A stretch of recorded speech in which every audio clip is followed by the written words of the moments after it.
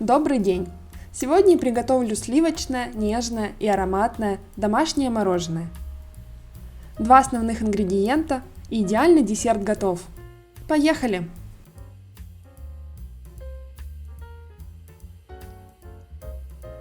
Вам понадобится 500 мл сливок 33% жирности, 200 мл сгущенного молока и 10 грамм ванильного сахара.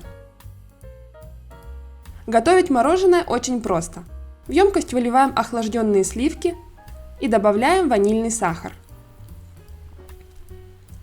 Начинаем взбивать миксером сначала на слабой скорости 2-3 минуты.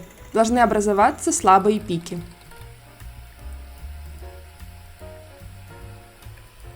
Потом включаем среднюю скорость и взбиваем достаточно долго, около 5-7 минут до устойчивых пиков. Вот такая консистенция должна получиться.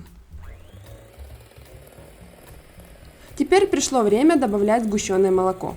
Лучше его вливать тоненькой струйкой, постепенно перемешивая со сливками миксером. Из-за сгущенки масса становится более жидкой, чем была до этого, но на структуру мороженого это не влияет. Перемешиваем массу до однородности.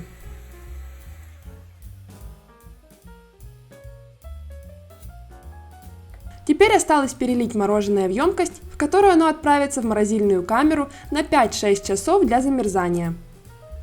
Разравниваем поверхность, и осталось только немножко подождать.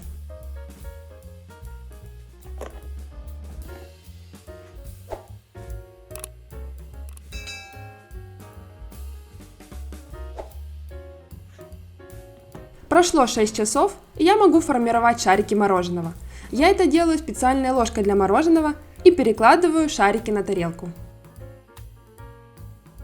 Это мороженое безумно вкусное. Мне сложно от него оторваться. Мороженое можно подавать без ничего, а можно с джемом или фруктами.